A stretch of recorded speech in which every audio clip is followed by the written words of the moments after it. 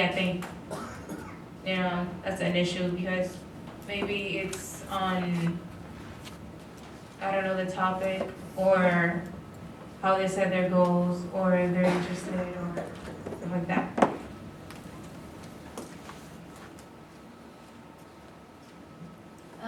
In terms, I guess I wouldn't say really an issue, but I guess something that was interesting was finding balance of how to frame questions for the different youths to understand what we were discussing. So if you were discussing, let's say how does X affect some youth would be kind of puzzled or kind of be confused as to what we were talking about. So I think finding some different ways to appeal to the different youths, form of learning, form of understanding, form of communication, and also just understanding that there were some youth who, in discussion of, let's say, how they were feeling or mental health in different spaces that they were in, or what was that like with their own families. Because again, this approach was very much not let's not make a research question and then go out and find this, but it's very much let's explore how we what is our relationship with what we're researching, and what is our relationship with the different spaces we're going to be administering the survey. What is our relationship with different community members who are here. So really being intentional as to every single step of the process, because eventually you are accountable for this information. You're accountable for being able to spread this, be it how creative you are, if you have, what are people's emotional states of being in, let's say, schools in North, in let's say community organizations in South, because our program covers North and South high schoolers in Philadelphia. So it's just a matter of how do you also create a discussion in which people can just come up with ideas and be creative to this. So just even within that discussion, finding different ways to have everyone contribute, even if it's maybe silent, writing or an idea or whatever. Great. So due to time, we have one more question, and then we're going to open it up to maybe one or two questions from the audience. So, you're all participants of a process. You've done research.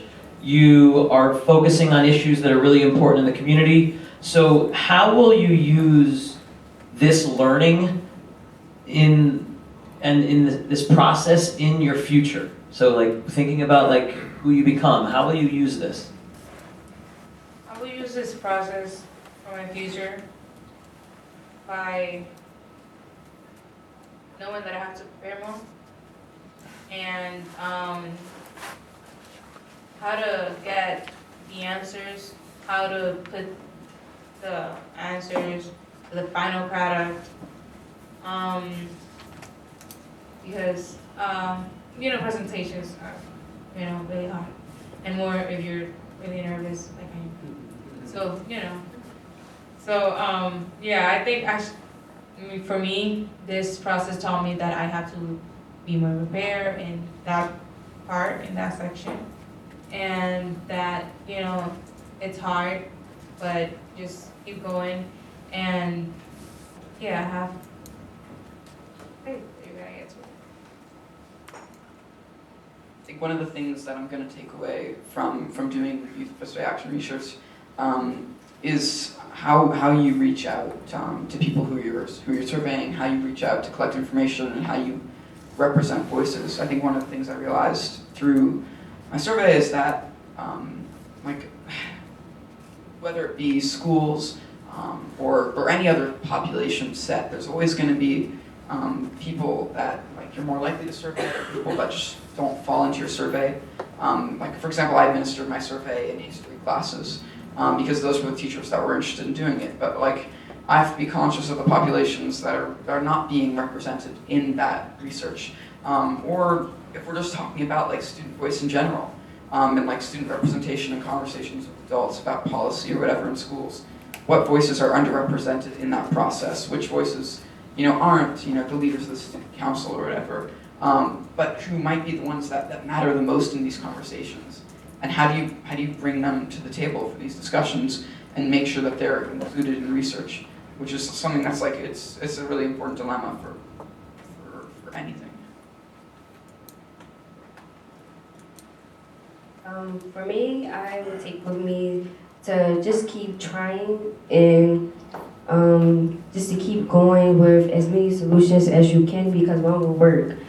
And another thing that I would take with me is to keep trying to support the youth and try to give out as much knowledge as you can to them, because they are the ones that's going to be the next generation. They are the ones that's going to be doing what we are doing now, and maybe more amazing things that we are doing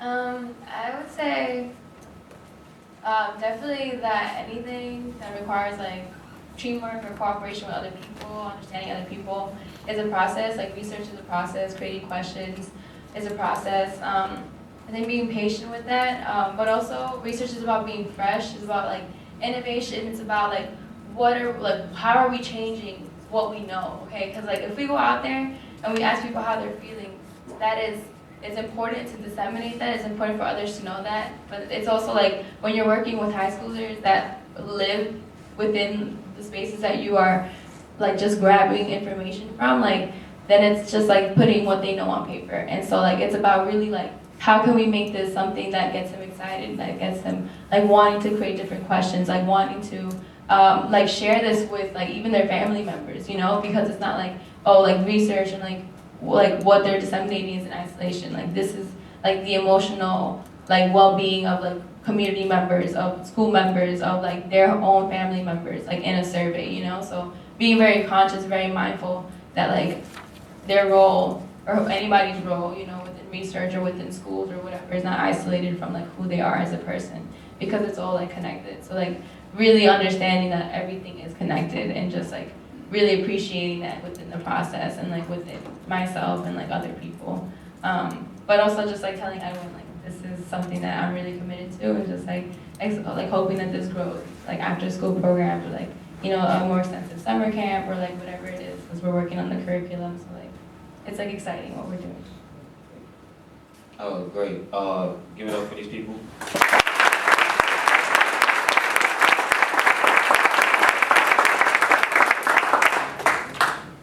We can take a couple of questions from the crowd. It's time for y'all to be in the business now.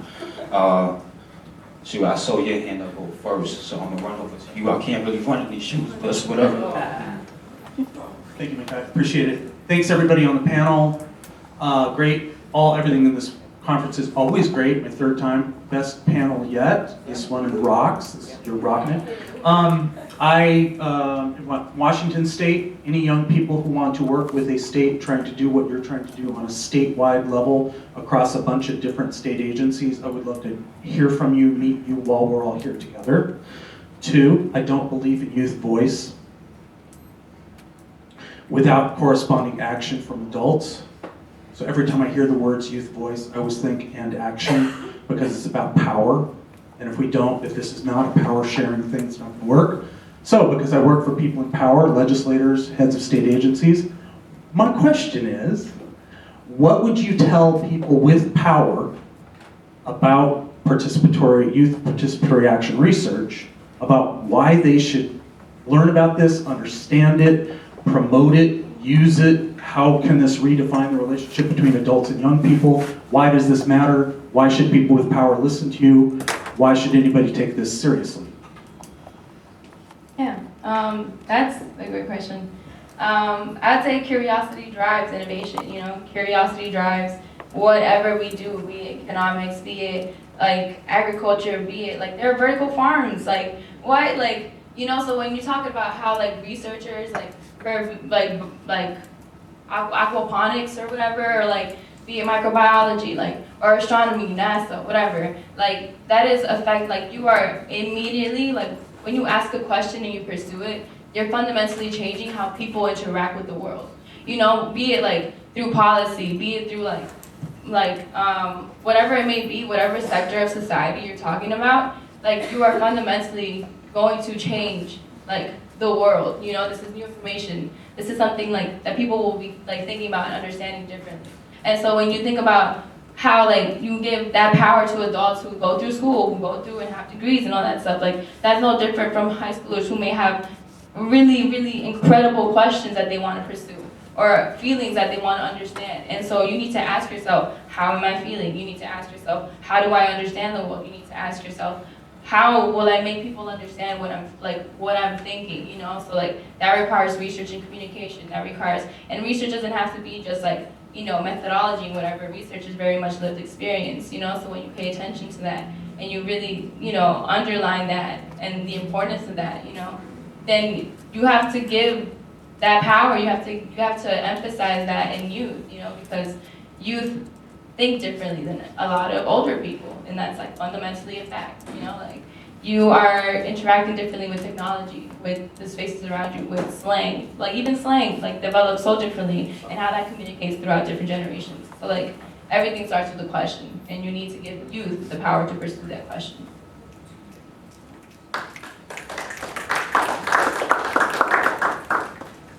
I think to the powerful people, I'll really be honest and I'll be like, it affects you too. Because what it affects the market, the money. So are we like wasting, like are you telling me that we're not us that we're doing, you know, the stuff, but the problem, the issues are they we just wasting money on the same thing over and over again, and we as youth, you're not listening to us youth because we're young and it doesn't matter. Like just because you're young and it just doesn't make sense. No, I think that what we're doing, it's important, and it is trying to benefit, you know, us, but also at the same time, at the end of the day, it's gonna benefit the powerful people.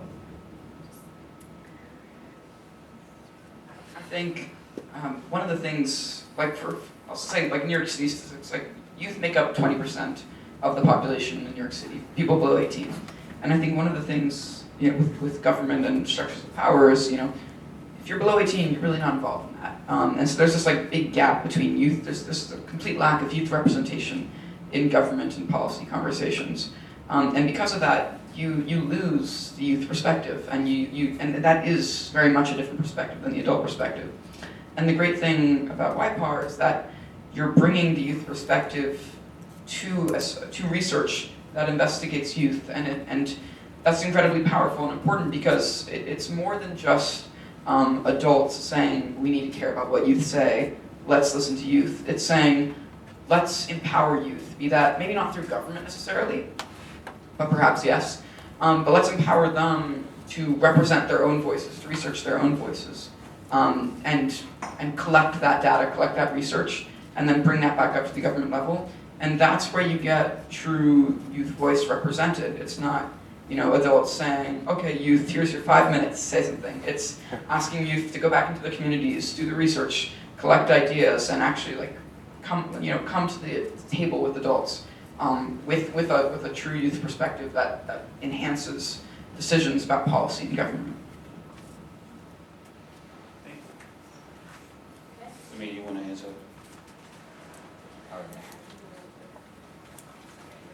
Mark, how many questions we got left? We have one more question. Looks like two more.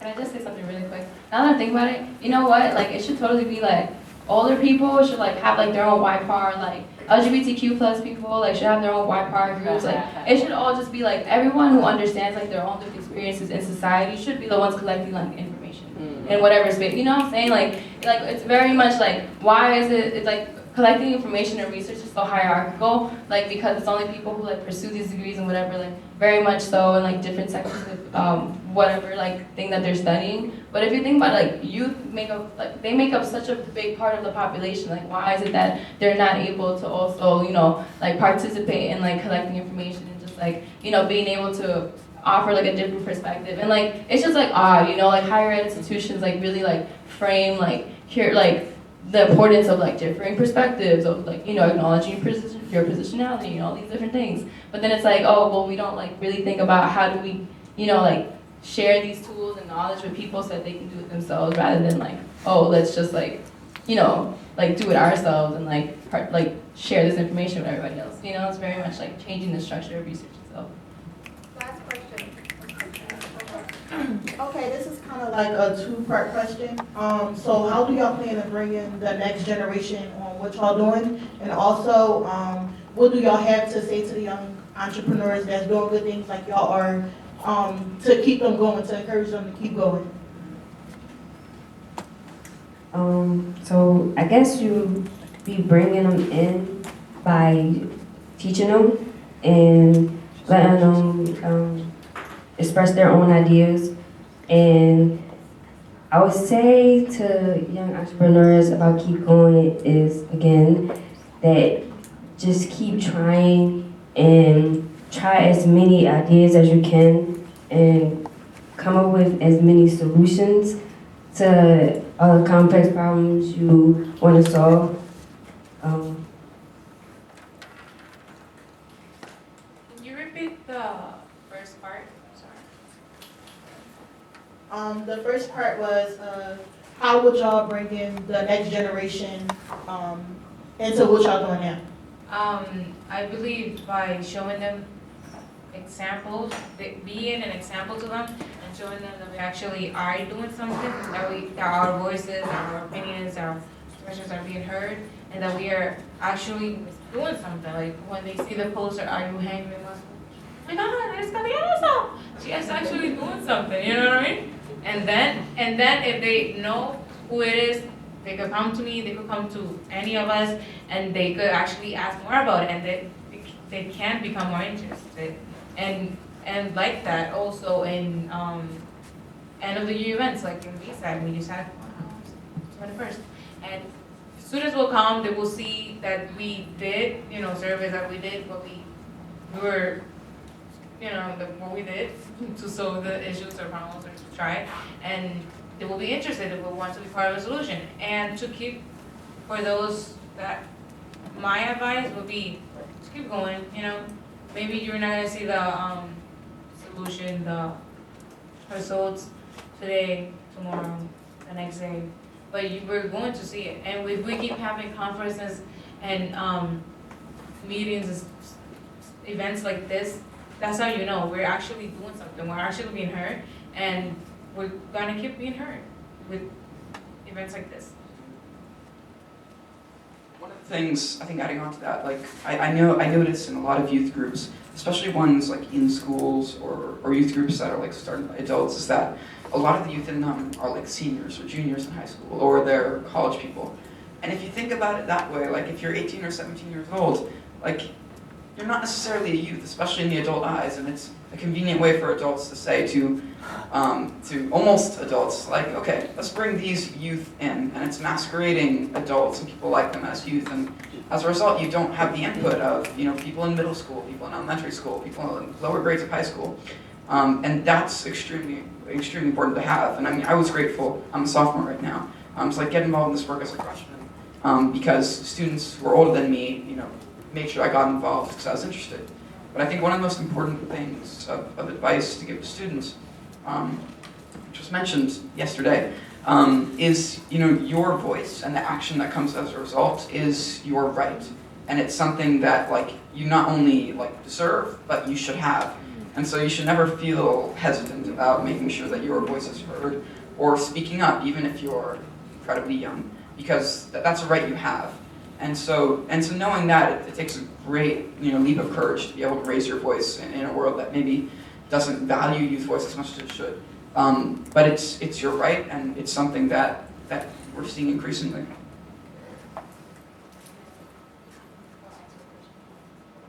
Quick, we have to wrap up. You have 1 minute. You have 1 minute. Okay. Okay, I'd say we can be really creative when bringing in the next generation. So you can even think about why part music, how does music make someone feel, and that could be something that you explore as a young child, you could be in 5th grade and pursuing that question. Or you can think about dance, or gym, what's the importance of health or physical exercise, for health. So even those small things, it's the process that matters in whatever space you put it. So you can really apply it in whatever setting you want. It's just about curiosity, pursuing a question, and going through a process with other people. And I think advice-wise, it's just again, everything is already within yourself, just in terms of all the curiosity you have, all the questions.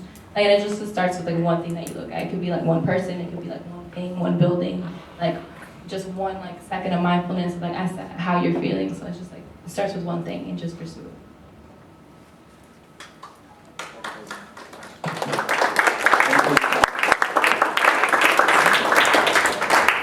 I'd like to say thank you to all of our panelists here today. Y'all are doing amazing work. Keep on doing what you're doing. You are the future. We are the future. Not only the future, but the present. We got to change now. Also, thank you to everybody that showed up and came to listen. Not minding your business and stuff. But that's besides the point, though. Give it up for these people one more time.